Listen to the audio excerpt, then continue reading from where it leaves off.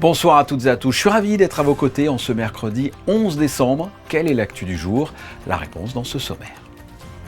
Nous nous attarderons sur la 6e édition des Trophées de la Jeune Chambre économique de Monaco qui s'est tenue mardi à l'auditorium Régnier 3. Retour sur cette remise de trophées ainsi qu'un entretien avec le président de la JCE. Un bâtiment de la Marine nationale française fait une escale de routine en ce moment dans le port Hercule. Les caractéristiques et les missions de ce remorqueur portuaire côtier dans ce journal.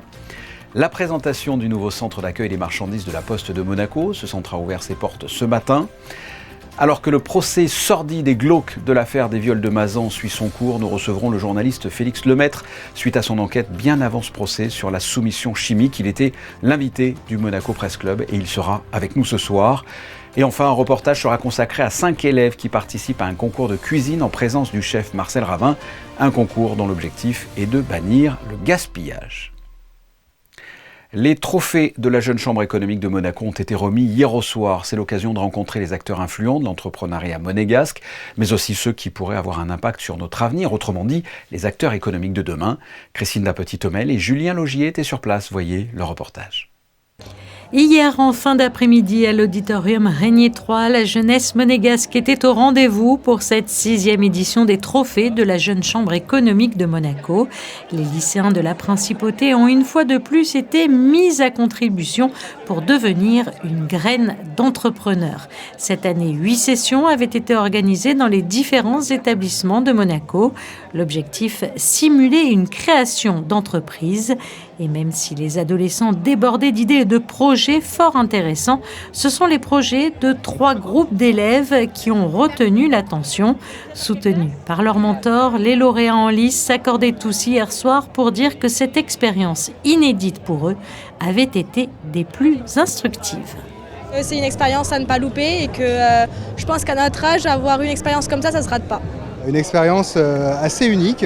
Une journée au lycée. Au début, quand j'ai commencé cette journée des lycéens qui avaient plus ou moins envie de participer, et puis à la fin de la journée, j'ai trouvé des vrais entrepreneurs qui étaient excités à l'idée de monter ce projet, de réussir. C'était vraiment passionnant parce que là nous sommes face à des étudiants qui donc s'inscrivent déjà dans une démarche entrepreneuriale, qui pour certains ont des projets déjà florissants, et j'ai accompagné un groupe de 6 jeunes filles venues du monde entier qui avaient un projet justement de livraison un peu comme Uber sur Monaco, mais avec les contenants Ma Consigne ou d'autres contenants réutilisables avec une démarche donc éco-responsable. C'est quelque chose quand même qui est assez important pour notre génération. On a tous été face à un moment où on devait trouver des stages et que c'était assez important pour non seulement nos dossiers Parcoursup mais aussi juste pour l'école et avoir de l'expérience. Donc honnêtement, ce projet il m'a vraiment aidé à mettre en relation ce que je vis tous les jours avec quelque chose d'utile et m'a appris donc à parler devant une audience que je n'avais pas l'habitude de faire. Et si la jeunesse a brillé lors de ce concours, les entrepreneurs d'aujourd'hui n'étaient pas en reste. À l'image des lycéens, c'est le projet Excello Center de Romain Le Rouge et de son associé Alexis Lanary qui a marqué les esprits. Il a remporté donc le concours de création d'entreprise avec un projet qui devrait fort plaire aux parents d'élèves de jeunes sportifs. Alors, l'idée, elle est née de ma première expérience professionnelle sur Monaco. J'ai débuté dans l'associatif au sein de l'ASM Natation. C'est là où j'ai pu rencontrer du coup, les parents, les problématiques des parents. Et c'est là aussi où j'ai rencontré les premiers élèves. Et aujourd'hui, j'ai la chance de pouvoir avoir des élèves que j'ai connus à la natation il y a 6 ans qui me rejoignent aujourd'hui sur mon nouveau projet. Prochain rendez-vous de la Jeune Chambre économique le mardi 17 décembre à 8h15 pour le 4e petit déjeuner conférence de l'année sur le thème « L'IA, enjeux et perspectives pour l'avenir de Monaco ». L'occasion de découvrir comment l'intelligence artificielle influence la transition numérique et les secteurs publics et privés en principauté et de s'informer également sur les innovations qui façonnent notre futur. Recevons sans plus attendre justement le président de la Jeune Chambre économique de Monaco, Clément Maréchal. Bonsoir. Bonsoir. On vient de voir le palmarès de cette remise de trophées. Quelle est pour vous l'importance de cet événement organisé par la Jeune Chambre économique de Monaco ? Alors cet événement est un événement phare de notre année parce que ça met en lumière toutes les actions qu'on fait tout au long de l'année. C'est un peu, on a l'habitude de le dire, notre gala à nous. Lorsqu'on ne célèbre pas les anniversaires de la Jeune Chambre, on fait cette soirée-là des trophées qui nous permet aussi de récompenser les lauréats du concours de création d'entreprise et de mettre en avant une action qui nous est très chère, qui est Graines d'entrepreneurs dans les établissements scolaires grâce à la direction de l'éducation nationale. Quels sont les critères en règle générale de sélection? Qu'est-ce que vous recherchez à mettre en avant et à l'honneur? Alors sur le concours de création d'entreprise, on cherche un lien fort avec Monaco, un potentiel de développement sur Monaco, mais également un potentiel de développement à l'international pour pouvoir faire rayonner des projets monégasques au-delà de nos frontières. Et depuis que cette remise de trophée existe, est-ce que l'on a pu constater que les entreprises restaient en principauté et se développaient grâce peut-être à ce prix? Tout à fait, on a quelques cas particuliers qui ont été lauréats dans les années précédentes et qui commencent à se développer. Donc le développement prend du temps. Déjà le développement en national est déjà important, mais une fois qu'on peut passer le cap pour partir à l'international, ça prend encore plus de temps évidemment parce qu'il y a d'autres contraintes, d'autres difficultés, mais également d'autres opportunités. La question est naïve, mais c'est la réponse qui m'intéresse. Quel est l'intérêt ou plutôt l'objectif d'une jeune chambre économique dans un pays comme celui de Monaco? L'intérêt est tout simple, c'est de faire rayonner Monaco, de développer, les compétences de nos membres et de participer activement au développement économique, tout simplement. Vous allez céder votre place là, de président d'ici quelques jours. C'est l'occasion de faire un bilan de l'année écoulée. Quelles ont été les grandes actions menées là, en 2024 ? Alors sur l'année 2024, on avait axé le programme sur l'entrepreneuriat et c'est chose faite, c'est un pari réussi, donc avec un événement de Monaco Inspire qui a réuni plus de 250 personnes, des trophées hier soir qui ont réuni à peu près 400 personnes et un concours de création d'entreprise magnifiquement mené par les équipes, tout en continuant bien évidemment les autres piliers de développement de la jeune chambre avec le développement personnel et nos fameux petits déjeuners conférences évidemment. C'est une année très réussie pour les équipes, donc on est satisfait et on a hâte de pouvoir aussi développer des nouveaux concepts qu'on vient de créer pour l'année prochaine.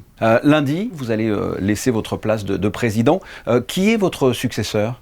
Alors ma successeur sera Anna Derrien, qui a été élue à notre assemblée générale d'octobre et qui prendra le relais sur l'année 2025. Et dernière question, qu'est-ce que ça représentait pour vous d'être le président de cette jeune chambre économique de Monaco ? Alors pour moi, ça a été une magnifique opportunité, beaucoup d'échanges, beaucoup de rencontres et en termes de développement personnel, pour mon cas particulier, ça a été vraiment incroyable. C'était aussi très important de montrer que l'association existe toujours, l'association perdure. Nos membres ont leur mot à dire dans le développement de Monaco et participent magnifiquement bien à l'attractivité du pays. Clément Maréchal, merci d'avoir répondu à mes questions. Merci à vous. Un séminaire sur la protection des données personnelles a réuni experts et membres du gouvernement. L'objectif ? Préparer l'administration et les entités publiques à l'entrée en vigueur d'une nouvelle législation plus stricte et adaptée aux enjeux numériques actuels. Un rendez-vous stratégique pour garantir la sécurité des données et accompagner cette transition essentielle. Je vous propose d'écouter Isabelle Béraud-Amadei, le ministre des Relations extérieures et de la Coopération, ainsi qu'Alain Bensoussan, avocat spécialisé en droit du numérique et des nouvelles technologies. C'était une priorité du gouvernement princier. Ça permet au gouvernement et ça permet surtout à la principauté de bénéficier d'un cadre législatif moderne. La loi précédente sur la protection des données remonte à 1993. Vous voyez, ça fait plus de 30 ans. Donc il était essentiel que la principauté se modernise sur un sujet qui est d'actualité et qui bénéficie d'un cadre législatif qui nous permet désormais de pouvoir solliciter une adéquation auprès de la Commission européenne pour être conforme aux standards du RGPD et également de ratifier la Convention 108 du Conseil de l'Europe. Ce qui change, c'est au-delà des droits de l'homme numériques, dont la principauté avait marqué sa souveraineté dans la tradition des grandes lois sur la protection des données personnelles dans le monde, et notamment en France et en Europe. Les grands changements, c'est le passage d'un système d'autorisation à un système de certification ou d'auto-certification. C'est-à-dire que maintenant, on est 20 ans après les grandes réglementations, et donc pour les organismes publics, mais aussi pour les organismes privés, car c'est l'ensemble des secteurs qui se trouvent maintenant organisés dans les droits de l'homme numérique. Chacun doit prendre en charge la défense des intérêts des personnes physiques qu'ils gèrent au niveau de leurs données.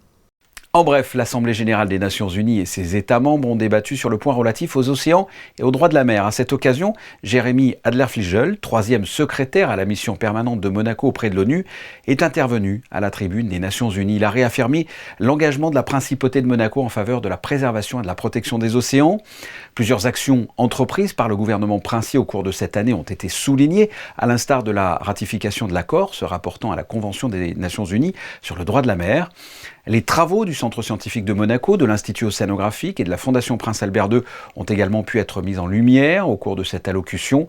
Cette intervention a permis, entre autres, de rappeler les priorités et les orientations du gouvernement face aux conséquences du réchauffement planétaire et à l'élévation du niveau de la mer. Vous l'aurez peut-être remarqué, depuis le 9 décembre, un bâtiment de la Marine nationale est en escale sur la digue du port Hercule. Pour la première fois, ce remorqueur portuaire côtier, qui vient de Toulon, fait une escale de routine, et ce jusqu'à jeudi. Reportage d'Émilie Flamin et Camille Caloni.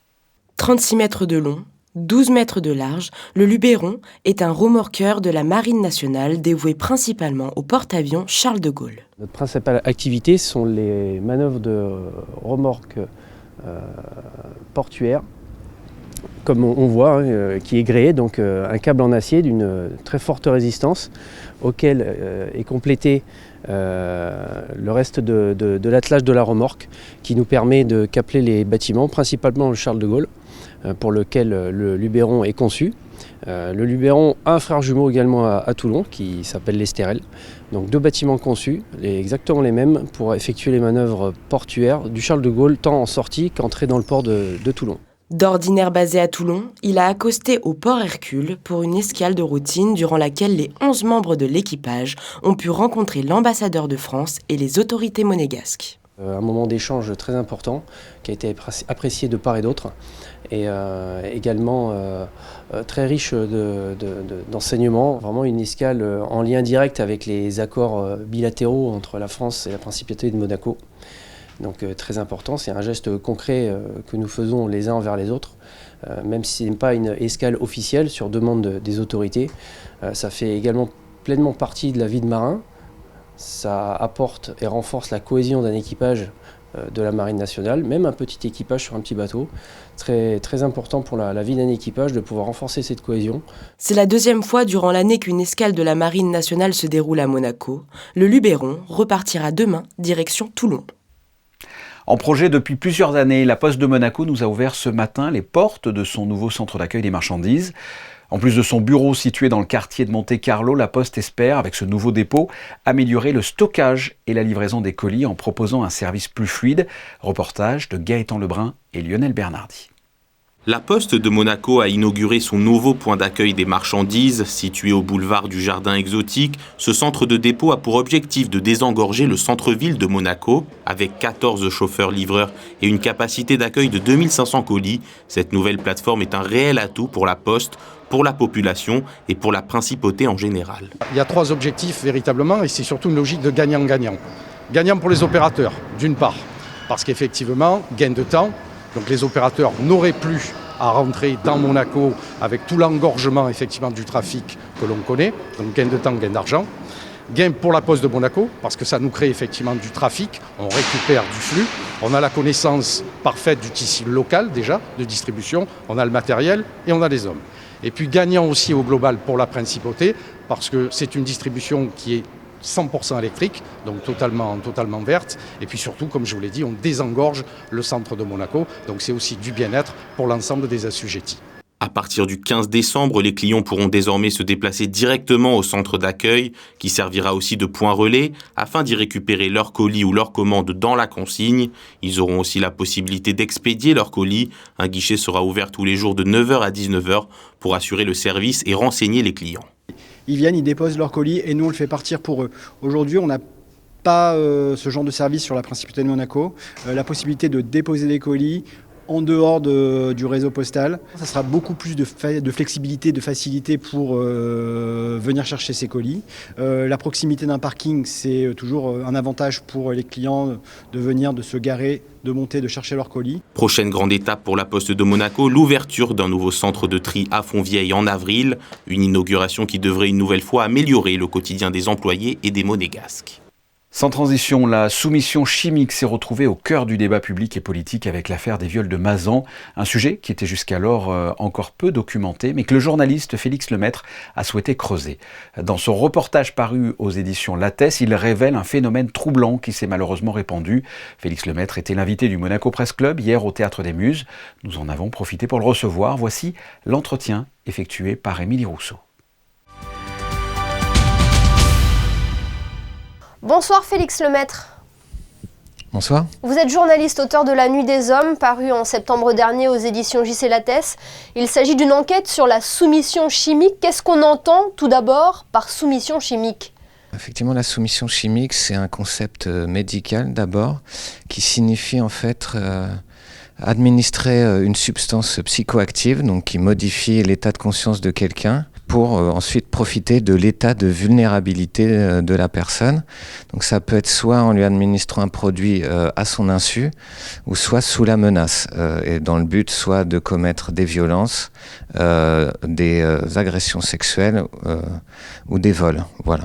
Et quel a été le point de départ de votre enquête ? Alors moi, le point de départ, c'est que j'étais journaliste musical et j'étais missionné en 2022 pour faire un peu tous les festivals aux quatre coins de l'Hexagone. Et je découvre, eh bien, comme tout le monde, le phénomène des piqûres sauvages. Voilà, c'est ces attaques à la seringue dans les concerts. Et on commence à parler notamment du GHB, on essaye de comprendre ce qui se passe. Et moi, je sens la panique à la fois dans le public, les organisateurs, les femmes aussi, notamment dans ces événements-là, dans ces événements qui viennent juste après le Covid, dans un contexte un peu particulier. Et je reste avec ça en tête, et lorsque je reviens à Paris, je travaille dans un milieu notamment très proche de la scène musicale et festive, et d'autres témoignages m'arrivent, et donc je décide de me lancer. Et votre enquête révèle maintenant une ampleur assez déconcertante, hein ? Effectivement, oui, c'est la grosse découverte. Effectivement, c'est qu'il ne faut pas se cantonner aux pratiques festives, aux lieux de fête uniquement, et au GHB. Donc, il y a beaucoup de produits qui sont utilisés, et tout particulièrement les médicaments, que ce soit les benzodiazépines, les somnifères, les antihistaminiques. Voilà, des médicaments qu'on peut trouver un peu chez tous les Français. Et puis, je découvre également que les auteurs peuvent être des gens insérés socialement, avec un métier, une famille. Et donc, effectivement, ça brouille complètement les représentations que j'avais au départ. On apprend aussi que la majorité des cas de soumission chimique a lieu dans le contexte privé. Effectivement, c'est quelque chose finalement qu'on a découvert grâce à l'Agence du médicament qui fait un rapport, et suite après le Covid, enfin pendant le Covid, on s'est rendu compte qu'en fait on pensait que les cas de soumission chimique allaient baisser drastiquement puisque les lieux de fête étaient complètement fermés, et finalement pas du tout. Il y a eu pratiquement autant de cas qu'avant le Covid, et en fait ça a commencé à alerter. Effectivement, dans les rapports, ça dépend un peu des années, mais pour le rapport 2021, oui, plus de 40% des cas de soumission chimique avaient lieu en contexte privé. Ça veut dire que le produit va être mis dans le verre, parce que c'est souvent dans un verre d'alcool que c'est glissé, dans un appartement ou dans une maison, chez quelqu'un souvent que la victime connaît. Et l'affaire des viols de Mazan en est malheureusement la parfaite illustration, hein, Félix Lemaître. Effectivement, c'est une affaire qui résume un petit peu, qui casse tous ces a priori, ces prénotions qu'on peut avoir. Et donc, effectivement, c'est dans le cadre privé, ça rentre dans le contexte des violences conjugales. On parle de femmes battues chimiquement. La soumission chimique peut rentrer dans ce cadre, avec des pères de famille, des monsieur tout le monde, comme on a pu le dire, qui ont participé. Donc, effectivement, et avec l'utilisation de médicaments. Donc, effectivement, c'est un cas qui est vraiment très intéressant et qui est vraiment typique, qui permet, c'est de salubrité publique, de s'intéresser à ce procès pour comprendre exactement ce qu'est la soumission chimique. Et votre enquête finalement met le doigt sur un phénomène troublant très répandu, hein, loin des faits divers isolés. Effectivement, c'est assez répandu, et je pense que maintenant que le concept est plus connu, on va revoir aussi d'autres affaires avec un nouveau regard. Donc effectivement, parce qu'on a beaucoup d'affaires anciennes qui étaient basées sur la soumission chimique, que ce soit Bill Cosby, que ce soit l'affaire Puff Daddy qui était déjà en partie connue et qui continue à éclater. Donc effectivement, je pense qu'on est au tout début d'une ère où on va redécouvrir la soumission chimique et on va en parler de plus en plus parce qu'elle était à la fois sous-déclarée par les victimes et pas mal traitée par le système judiciaire. Donc je pense que ça va être très intéressant la séquence qui s'amorce. Eh bien, merci beaucoup Félix Lemaitre d'avoir été notre invité. On rappelle que votre enquête est à découvrir dans La Nuit des Hommes, toujours disponible en librairie aux éditions J.C. Lattès. Merci beaucoup. Merci à vous. Suite et fin d'un beau projet entre Marcel Ravin et les élèves du collège FANB. Souvenez-vous, dans le cadre de la Semaine européenne des réductions des déchets, ils avaient travaillé ensemble sur l'élaboration d'un livre pour lutter contre le gaspillage alimentaire. Quelques mois plus tard, pour clore ce chapitre, nous les retrouvons en cuisine au Monte Carlo Bay pour un concours culinaire, toujours en limitant le gaspillage alimentaire. Reportage signé Alban Gingembre et Alexandra Marangoni. Les gestes sont précis. Pourtant, c'est une première pour ces petits chefs dans une cuisine de professionnels. Au départ, ils étaient 100 à proposer une recette pour lutter contre le gaspillage alimentaire. 5 propositions ont été retenues pour être préparées, goûtées et évaluées. Moi, j'ai imaginé une recette à base de poulet. Je suis partie sur une idée de café gourmand et je me suis dit on pourrait faire un trompe-l'œil. Je me suis dit qu'est-ce qui pourrait représenter le café? Qu'est-ce qui pourrait représenter un petit biscuit? Qu'est-ce qui amènerait le croquant du biscuit? Et pour mettre en œuvre leurs idées, les élèves profitent des petites astuces du chef Marcel Ravin. Alors je te laisse mettre, mais attention, au sel, à discrétion. Une seule règle, respecter les 3 ingrédients imposés, brocoli, potimarron et volaille ou dorade. Je voulais aussi qu'ils prennent conscience que être en bonne santé, c'est aussi manger ce que la nature nous donne au meilleur moment. C'est-à-dire les produits de saison. Nous sommes simplement des passeurs et des transmetteurs pour ces générations à venir. Et je trouve ça vraiment hyper intéressant que les enfants aussi commencent à se soucier de ça. Alors, si on peut les aider, leur montrer ce qu'on peut faire à partir bien sûr d'un produit qu'on peut traiter à 100%, c'est tant mieux. Une fois la magie opérée, place à la dégustation. Les 5 candidats sont notés sur différents critères. Le plus important, le goût du plat. L'essentiel, c'est qu'ils participent à ça et qu'ils puissent être des communicants aussi à leur niveau, quoi. Parce que je vous dis, ça part depuis l'enfance. Aujourd'hui, on voit le gaspillage alimentaire est énorme. Ça peut se concevoir certaines générations, mais de nos jours, ça ne se conçoit plus. Et c'est finalement Evan qui aura séduit le jury, mais les chefs en herbe sortent tous vainqueurs de cette expérience avec des étoiles plein les yeux. L'ISM est trentenaire. L'International School of Monaco a fêté hier au soir ses 30 ans d'existence par le biais d'un gala organisé à la Salle des Étoiles. Pour rappel, cette école internationale comprend 820 élèves de 3 à 18 ans, représentant plus de 60 nationalités, et a déménagé à la rentrée dans 2 nouveaux locaux de 8000 m² sur 3 niveaux, avenue Princesse Grasse. Et puis une idée de lecture ou de cadeau de Noël avec ce livre Destin sacré, coécrit par Alexandra Martinez et l'abbé Christian Venard, que l'on connaît bien sur notre antenne. C'est un recueil adapté de l'émission Destin sacré diffusée sur C8.